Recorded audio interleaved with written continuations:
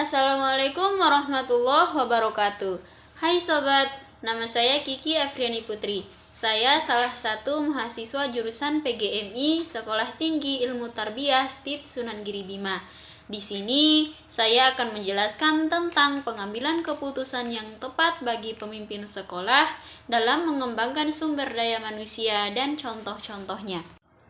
Seorang pemimpin atau kepala sekolah yang ada dalam sebuah instansi pendidikan harus bisa mengambil keputusan yang tepat untuk meningkatkan dan mengembangkan sumber daya manusia yang ada dalam ruang lingkup pendidikan tersebut. Sebelum lanjut, maka saya akan menjelaskan terkait dengan sumber daya manusia yang ada pada suatu instansi pendidikan. Yang dimaksud dengan sumber daya manusia adalah tenaga pendidik, yakni kepala sekolah dan guru. Dan tenaga pendidik meliputi pegawai tata usaha, laboran, pustakawan, teknisi, dan pembantu pelaksanaan. Walaupun pada dasarnya peserta didik juga merupakan bagian terbesar dalam ruang lingkup pendidikan. Pengambilan keputusan yang dilakukan oleh seorang pemimpin ada beberapa cara, yaitu yang pertama, menguasai persoalan dalam memutuskan sesuatu. Pemimpin perlu menguasai persoalan terlebih dahulu. Pemimpin harus tahu apa yang akan dihadapi ke depannya. Setelah itu, melakukan penyelidikan terhadap persoalan dan pertimbangan nilai plus dan minus dari setiap pilihan. Yang kedua, meminta pendapat. Jika keputusan yang diambil melibatkan orang banyak, maka harus meminta pendapat dari pihak yang bersangkutan, agar di kemudian hari keputusan yang diambil tidak menimbulkan suatu permasalahan atau konflik. Lebih tepatnya, keputusan yang diambil bisa diterima oleh semua pihak. Yang ketiga, membuat keputusan dan dilakukan dengan sepenuh hati. Setelah mengetahui persoalan dan meminta pendapat orang lain, maka selanjutnya adalah pengambilan keputusan. Dan setelah pengambilan keputusan, maka pemimpin harus melakukan keputusan tersebut dengan sepenuh hati dan tidak ada keraguan. Yang keempat atau yang terakhir adalah evaluasi keputusan. Ini adalah langkah yang penting yang harus dilakukan oleh pemimpin.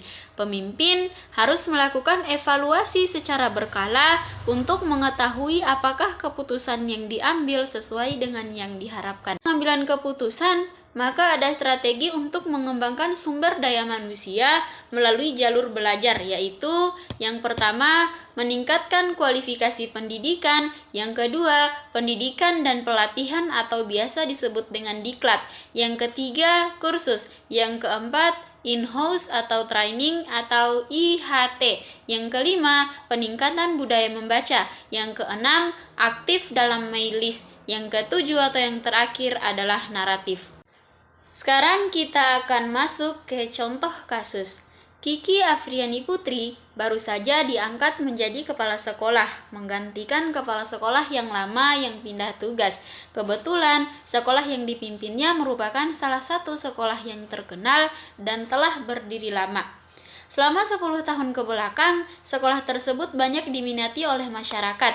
Hal yang unggul dari sekolah tersebut adalah sarana pendidikannya yang lengkap, program-program intra maupun ekstrakurikulernya yang berkualitas, serta keberhasilan siswa yang diukur dari jumlah yang lulus ujian nasional.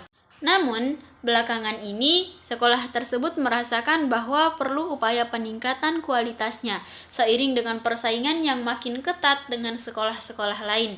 Permasalahan yang dialami oleh Ibu Kiki Afriani Putri sangat berat bahwa ternyata sekolah perlu melakukan perbaikan di berbagai aspek, agar tetap bersaing dengan sekolah-sekolah lain yang terus berkembang.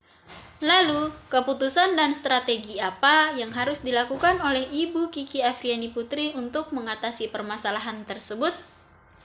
Setiap sekolah harus mampu mengembangkan keunggulan yang dimilikinya. Sekolah bisa dikatakan sebagai keunggulan bersaing jika dalam layanannya unggul. Sebagai pelopor atau pertama kali ada, memiliki sesuatu yang berbeda atau memiliki ciri khas dan unik dari layanannya yang tidak mudah ditiru oleh para pesaing lain. Keunggulan bersaing dapat diciptakan melalui efisiensi, kualitas, produk, layanan, kreativitas, dan inovasi. Jadi, keunggulan bersaing dapat dilihat dari kurikulum dan program pendidikannya. Fasilitas kemudahan akses, proses pendidikan layanan, dan akses layanan pendidikan yang bisa dilihat dari berbagai kualitas lembaga. Perencanaan dan strategi bersaing dengan memiliki pembeda dari sekolah lainnya, seperti lebih meningkatkan prestasi guru, siswa, menjalin kerjasama yang baik dengan orang tua dan masyarakat, lebih-lebih dengan pemerintah, dunia usaha, dunia industri, dan media massa. Sekolah yang memiliki strategi yang tepat, maka akan bisa mengantarkan lembaga pendidikan pada keberhasilan mencapai tujuan dan tetap memiliki keunggulan yang kompetitif. Sekian penjelasan dari saya. Wassalamualaikum warahmatullahi wabarakatuh.